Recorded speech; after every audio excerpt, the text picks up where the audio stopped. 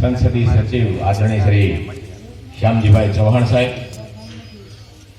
માંગરોળ વિસ્તારના માજી ધારાસભ્ય આદરણીય શ્રી ભગવાનભાઈ કરગટિયા, તાલાળા વિસ્તારના માજી ધારાસભ્ય આદરણીય શ્રી જેઠાભાઈ જોરા, વેરાવળથી પધારેલા કાનાભાઈ, તાલાળાના રાજાભાઈ સારિયા, તાલાળા ગામના મેરામણભાઈ સારિયા, વેરાવળથી પધારેલા વીરજીભાઈ જેઠવા, વેરાવળથી પધારેલા રમેશભાઈ કેશવાલા, કિશોરભાઈ સુડાસમા, સ્ટેજ ઉપર ઉપસ્થિત સમાજના સૌ વડીલો, યુવાન મિત્રો, ભાઈઓ બહેનો અને આ જેમના માટે કાર્યક્રમ રાખવામાં આવ્યો છે એવા વાલા વિદ્યાર્થી મિત્રો, ભાઈઓ અને બહેનો, તાલાળામાં આજે પહેલી વખત આવ્યો છું તો હજારો વખત, પણ તમને જોવાનો, તમને મળવાનો, તમને બે શબ્દો મારામાં જે કાંઈ પણ અક્કલ, હોશિયારી, આવડત છે એ કહેવાનો આજે મને મોકો મળ્યો, એ બદલ તમારા બધાનો ખૂબ ખૂબ આભાર. આજે મારે ઘણી બધી વાત કરવી છે. આપણી સરકારના પ્રતિનિધિ શ્યામજીભાઈ સાહેબ પણ ઘણી વાત કરશે, બંને માજી ધારાસભ્યો પણ ઘણી વખત વાત કરશે. મારે તો માત્ર શિક્ષણની વાત કરવી છે, કોળી સમાજની વાત કરવી છે, વિદ્યાર્થીઓને વાત કરવી છે, વાલીઓને વાત કરવી છે અને રાજકીય ક્ષેત્રના માણસોની પણ વાત કરવી છે. શરૂઆત કરીએ કોળી સમાજથી. તમને ખબર હશે જ કે કોળી સમાજની વસ્તી કેટલી છે. આ દેશમાં સૌથી મોટો સમાજ હોય તો કોળી સમાજ છે. 18 કરોડ જેટલી એની આ દેશમાં વસ્તી આવેલી છે, 18 કરોડ, અને એ 36 પ્રકારની પેટા જ્ઞાતિમાં વહેંચાયેલો આ સમાજ આખા દેશમાં ખૂણે ખાસરે પથરાયેલો આ સમાજ છે. આ રાજ્યમાં પણ સૌથી મોટી વસ્તી હોય તો કોળી સમાજની છે. 6 કરોડની વસ્તીમાં 2 કરોડ કોળી છે આ રાજ્યમાં, અને એની 18 પ્રકારની પેટા જ્ઞાતિમાં, ગુજરાતમાં પણ 18 પ્રકારની પેટા જ્ઞાતિમાં વહેંચાયેલો સમાજ છે. જુનાગઢ જિલ્લામાં પણ સૌથી મોટી વસ્તી કોળી સમાજની, તાલાળામાં પણ સૌથી મોટી વસ્તી કોળી સમાજની. તમે જે ગામમાં જ્યાં હોય એ ગામમાં પણ સૌથી મોટી વસ્તી કોળી સમાજ. આવડી મોટી વસ્તી તમે જુઓ તો ખરા. તાલાળામાં સૌથી મોટી વસ્તી કોળી સમાજની, જુનાગઢ જિલ્લામાં સૌથી મોટી વસ્તી કોળી સમાજની, રાજ્યમાં સૌથી મોટી વસ્તી કોળી સમાજની ને આખા દેશમાં સૌથી મોટી વસ્તી કોળી સમાજની. દુનિયાનો કોઈ ખૂણો બાકી નથી કે જ્યાં કોળી સમાજ ન હોય. તમને એમ લાગે કે આ તો હિન્દુસ્તાન છે, પણ દુનિયાના ખૂણે ખૂણે કોળી સમાજના લોકો રહે છે.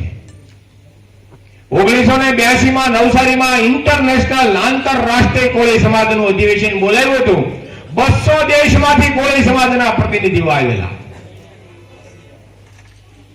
એટલે મારો કહેવાનો મતલબ એ છે કે આવડી મોટી વસ્તી છે આપણી, અને છતાં પણ આપણે બધા વાતો કરીએ કે આપણે વાહે રહી ગયા, વાહે રહી ગયા, વાહે રહી ગયા, ને આખું જગત મોર થઈ ગયું. આખી દુનિયા મોર થઈ ગઈ તો કોળી સમાજ કેમ વાહે રહી ગયો? કોળી સમાજ વાહે રહી જવાનું કારણ આપણે બધાએ વિચારવું પડે. અહીંયા સ્ટેજ ઉપર બેઠેલા છે એ તો બધા જાણે છે, સમજે છે કે વાહે રહી જવાનું કારણ શું છે. એટલે તો આ વિદ્યાર્થીઓનો સન્માન સમારંભ કાર્યક્રમ કર્યો છે કે વાહે રહી ગયા છે, હવે આપણે મોર થવાનું છે.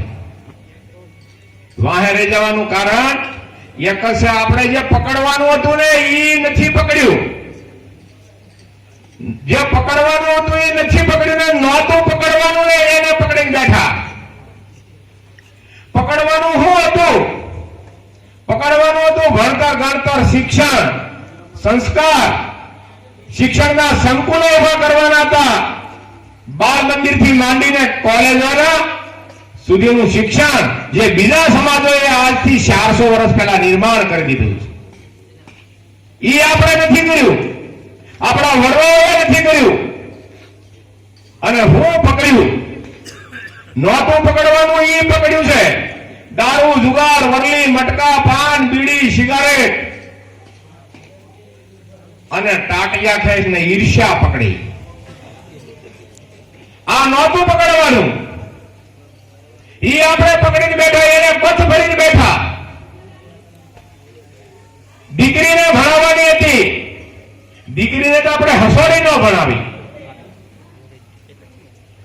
દીકરીને હસોડી ન ભણાવી. તમે જોઈ આવો અમદાવાદની હાઈકોર્ટ ને દિલ્હીની સુપ્રીમ કોર્ટ.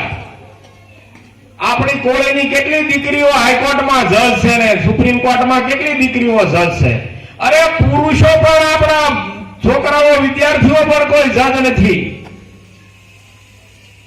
આ આપણે પકડવાનું હતું. અને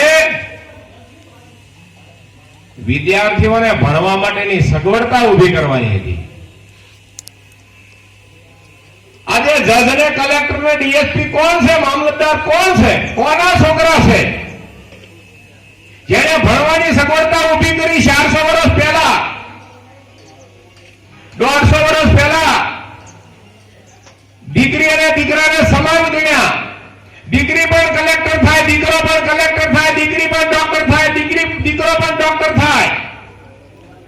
દીકરા દીકરીના ભણવાના સંકુલોનું નિર્માણ કર્યું. આજે એ જ સત્તામાં છે અને એ શાસન ને પ્રશાસનમાં છે. કોઈ પણ સમાજે વિકાસ કરવો હોય ને તો શાસન, સત્તા અને પ્રશાસનમાં જે માણસ આવે એ સમાજનો વિકાસ થયો છે. બાકી તો બધાય તમે જુઓ, હું અહીંયા જોતો આવ્યો કે જામવાળાથી, જુનાગઢના પાદરથી દાડિયું કરવા વાળા દાડિયું જ કરે, મજૂરી કરવા વાળા મજૂરી જ કરે, ઢોર સારવા વાળા ઢોર જ સારે. આઝાદીના 70 વર્ષ થઈ ગયા. આઝાદ હિન્દુસ્તાન થઈ ગયા 70 વર્ષ થઈ ગયા. આઝાદી પહેલા કોઈની પાસે કાંઈ નહોતું. બધા જ રાજાઓ રજવાડાઓની જમીન હતી. આપણે અહીંયા દાડિયું કરતા હતા, બાકીના બધા અહીંયા મજૂરી કરતા હતા. છતાં 70 વર્ષે આમ જો સમાજ ક્યાં પહોંચી ગયા. અને આપણે તો હજી આમ જો તાલાળાની બજારમાં ટોપલો લઈને ક્યારેય વેચવા વાળાને જોયા છે. વાહે રહી જવાનું કારણ જ આ છે.